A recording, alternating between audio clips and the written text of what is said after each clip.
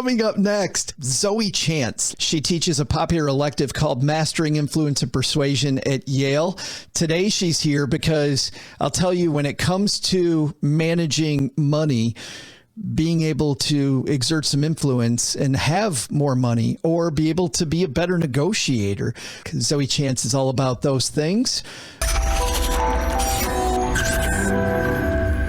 Coming down to the basement to talk about using your influence, my new friend, Zoe Chance. How are you? Joe, it's great. Your mom and I were just talking about childhood stories, and I heard all the embarrassing things about, when you were 5 and you went to school without your pants. I know all about it, Joe. Why do parents always open with that? Why do parents always open with the embarrassing stuff? They can't tell the good stories. It's always no. Look at this. This is a picture of him naked. This is a picture of him naked in the tub at 3. Yeah, you tortured your mom for all those years, and now she's getting back at you. Okay, but I got to tell you, that's not the elephant in this room. There's a much bigger elephant in this room, Zoe, which is, this is all Mom and everybody in the neighborhood's been talking about when we talked about you coming. How'd you get the most badass name of all time? Like, really? Zoe Chance? Oh my God, thank you. How did that happen? I will tell my mom. She will be so excited that you said that. Chance is her last name, so she wanted to keep it, and she gave it to me, her daughter, and I gave it to my daughter. And my mom actually had, for my first name, a name the baby contest, and you can keep it. And my aunt, her sister-in-law, submitted the name Zoe. I think her sister-in-law was 12 at the time. And my mom was like, okay, we'll name her Zoe, but no, you can't keep her. You're only 12. So that's my name. So thank you. So that worked out for everybody. Well, you can't do anything about that, but let's talk about stuff you can do about. Speaking about being 12, you make a big point in this book about childhood and about how you were a great negotiator when you were a child. You had so much influence as a child, and we kind of grow out of that. Talk about the power of going back to childhood for a moment. Yeah, and by you having all of that influence, not you like Joe talking to me, but you listening right now, you did have so much influence. And if you're a parent, then your kids have so much influence over you. And if your kids are over 3 by now, you've seen the wheeling and dealing that happens, all of this negotiating. Like, they're like these teeny merchants in a bazaar selling carpets or something. Right? Influence comes so naturally when we're children, and we have no shame about advocating for ourselves, expressing our needs and desires. And we approach the world with the joyful expectation that there are people who want us to be happy and help our needs be met. And then what happens at some point during our older childhood, like getting into junior high and high school, is parents and teachers start, I don't think it's on purpose, but training us to be, air quotes, good, to have good student habits and to play nice. And what they're really teaching us how to do is to play small. And we are supposed to just work hard, wait to be recognized, to get that gold star, good grade, but then we carry those habits into adulthood and into the workplace where nobody's waiting to reward us for our good performance. And we've lost practice with actually advocating for ourselves and for our great ideas and the big causes that we believe in. So that's why I wrote this book. It's funny. There's real power in being 5. Like, I remember when I was a kid, I wanted to be a president or a firefighter. And then there was a part of my career, Zoe, where I was working for American Express and I was hoping for a 6% raise versus 4%. Like, you're totally right on thinking small. We think way too small. Yeah. And we set way too small goals for ourselves. And I talk to so many people who are just really jazzed that they're nailing all of their goals, and their jaw drops when I say, well, so you mean you're a failure? And what I really mean is, if you're meeting all of your goals, that's a clear sign that you're playing small for yourself. as you go down the path of influence, you're expanding your influence and your power, because influence is really power. So you get to set higher and higher goals for yourself or your team, and you should be missing some of those. That's the cue that you're actually playing big. Are there some of those things that we knew when we were 5 or 7 that we've forgotten then and we need to retrain ourselves on besides playing bigger? There's so much wisdom that we know as kids and we lose it, right? One of the things that kids really do a good job of, a lot of kids, is conflict resolution and still being friends afterwards with kids who they have a fight or a disagreement with, right? Kids are so much better at this than adults. So one of the topics that I write about at length in a whole chapter on resistance, and then a half chapter, I have all these half chapters sprinkled through. Yeah. Just because, like you, Joe, entertaining yourself with this podcast, I entertain myself with writing the book. Like I'm my target audience. And I write about handling resistance because adults kind of suck at it. We take it so personally when someone disagrees with us. And unlike kids who can be much better listeners, we are typically, especially in a disagreement, just listening to wait until we have an opportunity to make our case. We're formulating our arguments. And then, we're unfriending each other and blocking each other and sacrificing a lot of relationships and potential relationships just because we have these disagreements. So we're foregoing influence. Well, and that makes me so sad because I feel like social media in a lot of ways is driving us apart more than it's bringing us together. And algorithms are making it so that I see people that agree with me 97% of the time. So when I get somebody that disagrees, instead of having a wonderful conversation about this texture, I'm much more likely to go, screw you. What I love, by the way, one, there's so many techniques that you have. And we'll talk about techniques here in a second, because I don't think your book is about techniques. I think it's much more about mindset. But one technique that a 5-year-old totally uses is something you call the is it the kind brontosaur? The kindly brontosaurus. Yes. Tell me about that one, because this is a fantastic technique where, to your point, somebody, you're in a conflict and you address it in a way that we're all still going to be happy. No matter what happens, everybody's going to be fine, but you probably will get your way if you use this technique. Yeah. And you see, it's not a book about techniques. It's not just a book about techniques, but there are bunches of practical techniques in here, because I don't want anyone to come away just being more knowledgeable about influence. That would be a failure on my part. I want you to actually be equipped to put ideas and tools into actions. And my goal is that you become more influential from reading this book. Yeah, and let me address that before you get to the brontosaurus part, because what I really meant by that, and I'm glad that you said that, is that the techniques that you share have a foundation that's much less about a transaction and much more about a way of thinking and addressing these issues. And in fact, I'm going to table the brontosaurus question because I actually have a clip that I think makes this clear what we're talking about. When it comes to relationships and negotiating and using your influence, I think we think of dating, right? I mean, a lot of people think that, and that is can be so uncomfortable for people. There was this movie out a while ago called Hitch, stars Eva Mendes and Will Smith. And this is a scene from this movie where Will Smith sees her sitting alone.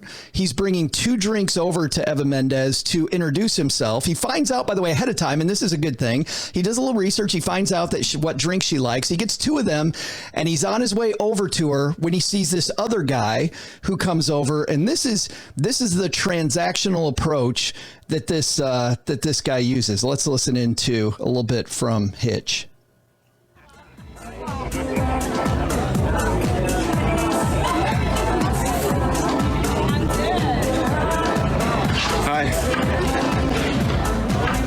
I noticed your glass was getting a little low, so I took the liberty of bringing you another apple martini. Thank you. And I couldn't help but notice you look a lot like my next girlfriend. What's your name? They call me Chip. You can't get him to stop? That was funny. Listen, Chip, I understand the courage it takes to walk across a room and try to generate a relationship out of thin air, so don't take the following personally. You have fantastic eyes. Thanks. Try to listen. but this is no reflection on you. I'm just not interested. But thank you for the compliment of coming over. You're welcome. So do you like Cuban food? Chip, seriously, that was not code word. I wish you'd try hard. Chip won't quit, Zoe. Chip is what we refer to in the business as highly annoying. Not, the technical term? Not a listener. Yeah, that's right. And you make it clear at the beginning, Chip is obviously after a transactional relationship, right? And you say very early in the book that the second you stop thinking in terms of transactions and much more around these bedrock foundational ideas, you're going to be much more influential. Absolutely. And honestly, I feel bad for all of the men on earth who approach women like Chip does. And I don't even know that they're all looking for transactional relationships.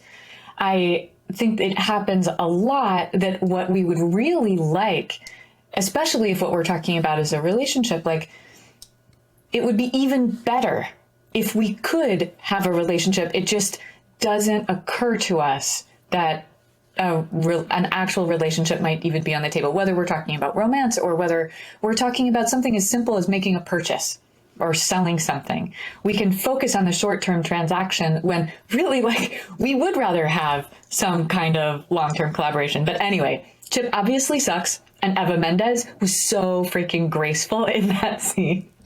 Like, she couldn't have been more graceful than that. Well, I felt like getting back to the friendly brontosaurus or the gentle brontosaurus, like she was using this approach we're about to talk about. I mean, she was there might be a middle ground here, Chip, and we might be going a little too far. So she was being warm and direct. And that's why she was so compelling. And this is something that's so much more important for women than for men, but it's very helpful for all of us. Women, when they're not expressing warmth, can very easily get tagged with all of these gender-specific B words, like, like bossy, and others. Women who are not warm get hated, and a lot of us, not just women, don't understand that we can have clear boundaries and express warmth at the same time. So does Eva owe Chip anything in that scene or in life? No, except that we're all humans and we really don't have a reason to insult each other. And it really was a compliment, right? That he's coming over her and very clumsily asking for her attention. So she's saying, really, definitely not going to happen, Chip. And she's complimenting him. She's saying, I understand the courage that it took. And she's saying, thank you for the compliment. But she is 100% clear, even though he doesn't get it immediately. She's 100% clear that she's absolutely not interested, but she's doing this in a kind way. And I don't think of kindly brontosaurus, that technique, usually in the context of saying no. I usually think of it in the context of asking for something. Yeah. So the kindly brontosaurus technique that I write about in the book, and this is one of my students' favorite techniques, by the way, for listeners who don't know, I'm a professor at Yale and I teach the most popular class at Yale School of Management. It's called Mastering Influence and Persuasion. And I brag that this class is so popular that I actually had to take it out of the auction system where you bid points for classes, because this is a half semester class at the beginning of the year, and students were having to bid all of their points for the entire year, which just sucked for everyone. It sucked for them. It sucked for me. So everyone wants to learn how to become more influential. And a lot of us really are much more like Chuck than like Eva Mendes when we're going and we're asking for what we want, or we're letting people know what we don't want. We're very clumsy at it. The kindly brontosaurus technique is a favorite because it's so easy, and what it takes is almost nothing.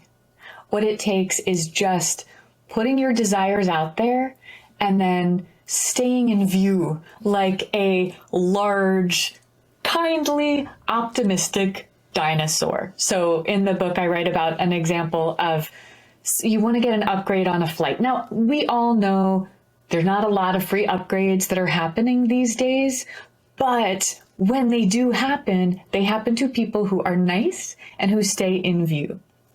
And so that can be physically actually staying in the view of the flight attendant, but this can also be metaphorical. And I mentioned the example of a student of mine, Tiago, who's one of those people that you just want to say yes to. And this is the goal of the book, to give you mindsets, insights, practices that will ultimately have you be someone people want to say yes to, so that regardless of what you're asking, people want to be part of that crazy idea that you have, or they want to try to do that favor for you if they can. So Tiago is graduating with a post-MBA job where you do not get a company car when you've just graduated from business school, but he asks for a company car and they want to say yes to him. And initially they do. They're like, sure, Tiago, we would love to do that for you. But then they, run it up the poll and find out that no, they're not allowed to, because there's a policy against it. And this is a large company. So they come back and they say, sorry, Tiago, actually, we can't give you the company car. And then the kindly brontosaurus kicks in. And Tiago optimistically remains in view. And he's like, oh, okay, I understand. Well, yeah, so I hope that you'll be able to work something out. But, I understand. And as a kindly brontosaurus, you can check and ask permission so that you're not annoying them. And is it okay if I check back with you about it? And they're like, sure. But Tiago, it's really not going to happen. He's like, okay, well, I have faith in you guys that it might. And they're like, so he checks back with them the next month. And they're like, no, Tiago, there's this policy and I'm sorry. I wanted to give you the car. We want you to come so badly and we want you to be happy, but we really can't do it. He's like, I understand, but sometimes there are exceptions to policies. And I know that if there's any chance of this happening, that you will actually be able to make it happen. And so he checks back a couple more times. And before graduation, Tiago is the very first junior manager at this in the history of this very large company to get a company car. Yes. The kindly brontosaurus is persistent, gentle optimism. That's all it is. I absolutely love that story, that he just, his general attitude. I think you can find a way. I'm sure you can find a way. Yeah. And he's like, I can't be sure, but I have faith. I have faith in you is so motivating on the other side. And you want to make Tiago happy. You don't want to disappoint Tiago, but he's so kind about it that he's going to like you just as much, even if you can't come through, as if you do. He'll be more excited if you do, but there's no leverage, there's no threat, there's just hope. And we underestimate the influence of hope. Well, and there's so many lessons that lead up to this. A very basic lesson, I think, that begins this whole domino effect is this idea of no, right? We're afraid of no. You tell a personal story about how you were doing door-to-door sales and had the first person that politely listened to you and shut the door in your face, and you're like, I'm still alive. Like things are good. I'm still living. Glory, hallelujah. You talk long about this power of no, and even us learning to be comfortable with no is really a good part about exerting our influence. Yeah, it's really weird to start a book about becoming more influential with saying no. And that's how I start my class as well. Our very first challenge that we do is 24 hours of no. So everyone listening to the show, I challenge you, if you feel like it, to have 24 hours, the next 24 hours of saying no to every single person who asks you for something, whether it's big or small, professional, personal. You want to say yes, or you're so relieved to say no. Because the truth is that almost all of us are people pleasers, but a lot of us don't realize that. And this is something that I've learned from reading the secret journals of my students that they keep for class, hundreds of journals over the past decades, and also from talking with students and executives about their experience with the no challenge. Most of us don't know how hard it is to say no until we try it. And then we're like, because we're really nice and we're afraid of rejection. We know that it can be painful to be rejected, and we don't want to cause that pain for other people. So a couple of caveats though with the no challenge. First of all, don't ruin your life. So if you get that dream job, don't be like, nah. Or if your sweetie proposes to you, don't be like, I don't think so. No. Take care of yourself. You're the boss of your life. Secondly, you have the right in this challenge just like every person in all of life has to change your mind. You have the right to change your mind, but experience what it feels like to say no and what it feels like to experience the other person's reaction to your saying no. And then anytime between then and the rest of your life, you can change your mind if you want, and they will be delighted. Don't say no repeatedly to the same person over 24 hours, like your sweetie, your kid, your roommate. That's going to suck for them, and it's not going to teach you more than the first time that you said no to them. So it's one no to each person for the next 24 hours. I love that. And I just think about as you're saying this, just how much then I realize how powerful. We were having this conversation earlier today, Zoe. This wasn't even a road I planned to go down, which is part of why I like doing interviews, because I have no idea where the discussion's going to go. We were talking this earlier, the frustration that we have now around ghosting in our culture, because this has become very accepted because we don't want to tell people no. So what do? We ghost them. And I'm in the middle of planning this 40-city book tour, and I've got some people that I'm sure are ghosting me, and I'm asking them, please just tell me no, because then I can move on. But no is so damn hard. It's so hard, and it's so important, and it is so powerful and magical, and we can talk about that stuff in a minute. I feel strongly about ghosting also, and I actually wrote something, I don't know, on Medium or LinkedIn or something earlier this year about ghosting. And what people don't realize we're doing is we don't realize how much pain we're causing by ghosting, not just the pain of feeling rejected, but it's the pain of uncertainty and the amount of mental bandwidth that takes up, which is exactly what you're talking about, Joel. Like, just say no, but don't leave me in limbo so that this piece of my attention is being hijacked by the uncertainty of knowing. There are, though, situations where ghosting is the best idea, partly because it can be more polite, and partly, like, let's say you're on an online dating app, right? You're on a dating app and people are expressing interest. You don't need to say no thank you to each person that you don't have an interest in. You can just ignore them, and that's expected and perfectly polite. It's not better to be like, yeah, no, well, thank you, but I'm no. Yeah. They sure. Get it, right? Yeah. But also there's situations where I find myself politely saying no, and then I wish that I hadn't, because the other person, let's say it's like strangers reach out to me to ask for advice. I used to respond to those where I don't mind people reaching out to ask me for advice, but I almost never would say yes because I'm a really freaking busy person, right? And so I used to say, oh, I'm sorry, thank you for asking. Good job asking. I encourage people to ask. Anybody can ask for anything, but unfortunately, I'm just too busy for that. Almost but like the Eva Mendes, like being very polite to this guy, and he won't stop. Yes. And if you give people any reason at all for why you're saying no, or if you've just given them this connection, you've closed the loop and made a connection in this relationship that now exists, it's also an invitation for them to follow up. And so I got so many follow-ups like, oh, I understand you're busy now, but how about next week? How about next month? And actually I meant like, no, I'm too busy for the rest of my life. Too busy for the rest of my life.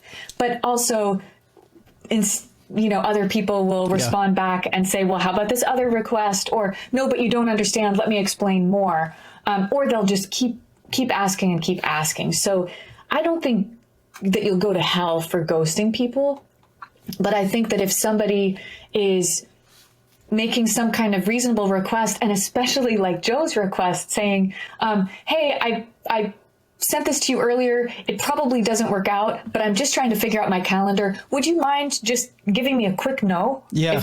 If that's how you feel, and you're making the other person feel comfortable saying no. And then they realize, like, you're not trying to pressure them. You're just trying to organize your book tour. Yeah. And to move.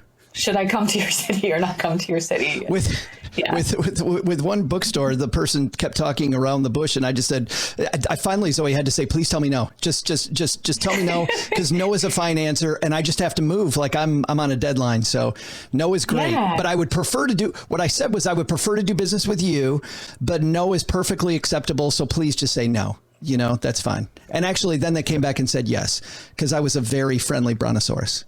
Yeah, you know what is so weird and so cool. So I'm glad that you said that. And yes, you absolutely were. This weird thing happens when we're asking for things that if we make it comfortable for the other person to say no, we're withdrawing any kind of pressure.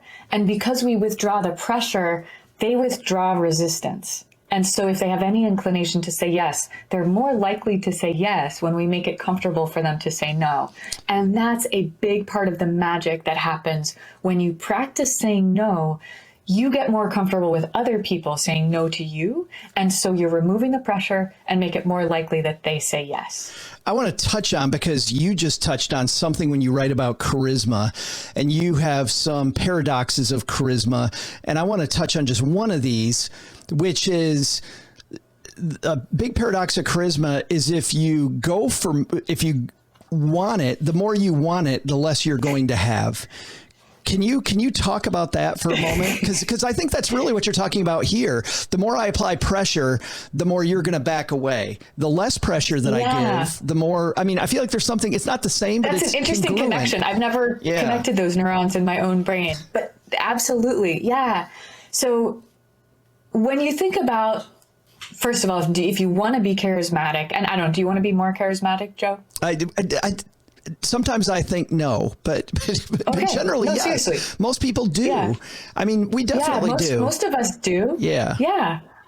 Even if we have mixed feelings about the power that some charismatic people have, right? It can be very dark. Yeah. And can I say one more thing? You also draw this line too, where there's parts of my life where I'm very charismatic, and there's other places where I'm not.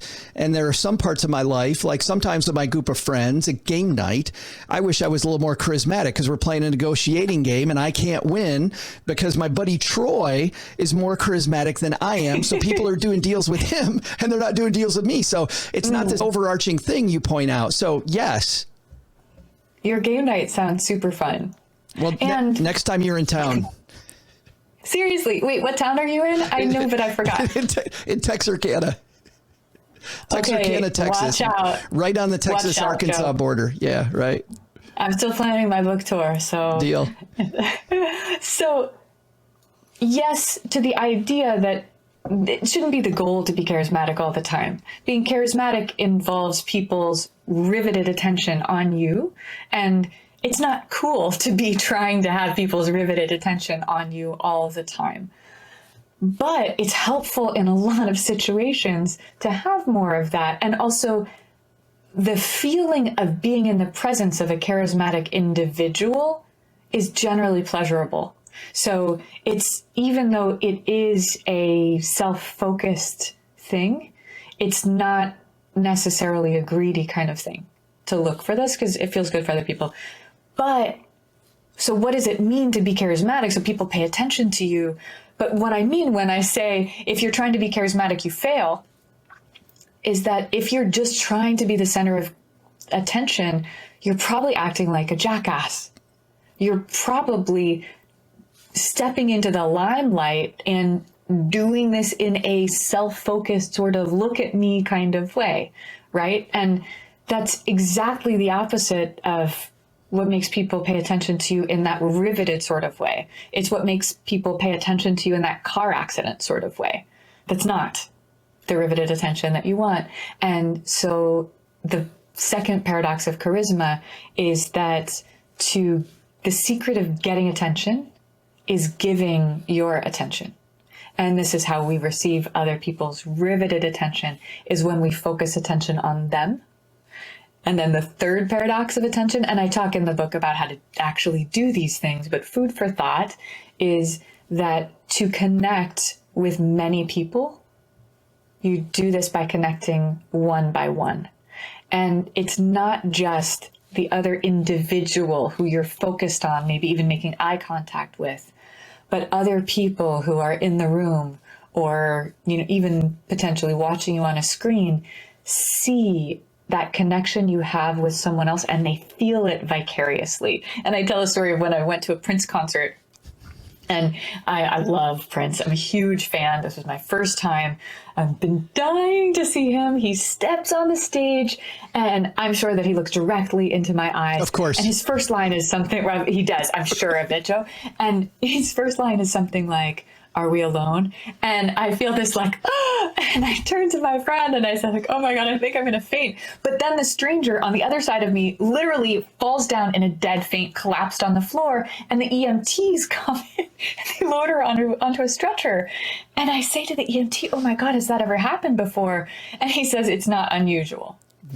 Prince has such a power of charisma, tragically, had such a power of charisma that from this electric connection, it's so powerful that people go unconscious. But he wasn't born that way. And he so wasn't born that way that, in fact, he sucked as a performer, even when he was a great musician. And Warner Brothers, when they had signed him to be on their label, and he had a #1 hit single, "I Want to Be Your Lover," top of the Billboard charts, but they refused to let him go on tour because he sucked so much as a performer, because he was scared and small, and he would turn his back to the audience and he couldn't speak above a whisper when he was talking to the audience. Rick James invites him to be his opening act on the Super Freak tour, and Prince starts learning and practicing some of the tools and techniques of charisma, until by the end of the tour, according to Rick James himself is jealous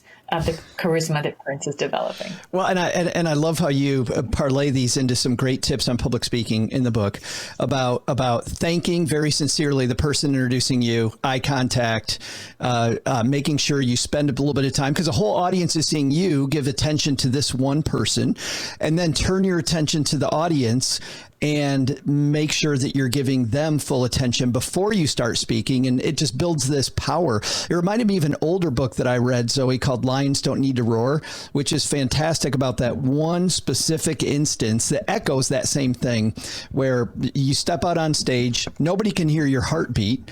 All they see is what's in front of them. You can feel your heartbeat 1,000 miles an hour, but it actually makes you feel stronger, makes the audience believe you more if you just go 1, 2, 3 with your body facing directly toward them and get everybody's attention at a time. She also talked about, by the way, non-influential people, and non-influential people do the exact opposite. They're already talking while they're still moving.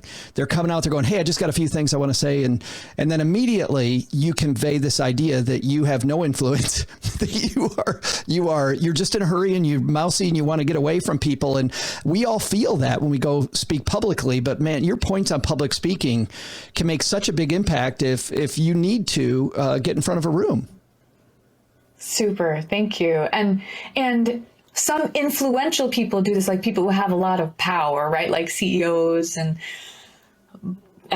wealthy people and thought leaders and stuff like that. A lot of those people are not charismatic, but that behavior that you just described of just like bumbling your way onto the stage and, hi, everybody, I'm so happy to be here.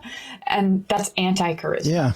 So, well, and some of the other things, like you talk about lowering your voice, people want to be noticed, so they raise their voice, and the power of just lowering your voice and slowing it down. There's to your natural low register. Yeah. Zoe, I've got so much more stuff, but I'm going to lead people to the book where all the rest of the stuff is now. Influence is your superpower. It is out now, and I'm assuming it's available everywhere, right? It's available everywhere. Bottom of the ocean, Mars, Elon Musk, my buddies sending it out there. And what I'll say is that, just last thing about the book, the way that I've tried to write this book is to teach you influence in the way that you would be happy to be influenced yourself. So that's something that sets it apart from other books on this is how to get what you want from people. Like, this is actually a book that I think that you would be happy for your boss to read, or for your employees to read, or for your partner to read, or like even your kids, God forbid, they have so much influence over you already. But they're influence techniques that feel good on both sides. So there's nothing smarmy in here. No, and I absolutely, as a guy that just finished reading it, I think that if we all followed a lot of the guidelines that you lay out in this book, the world would be such a friendlier place. So thank you. Friendlier, funner place. Well, I can't figure out why your course is so popular on campus, because it was a total chore talking to you. Thanks for spending time hanging out with us. It was unpleasant for me too, Joe. My new friend. Not just your mom. You are as fun as she said. I don't know about that. Look at my face is all turning red.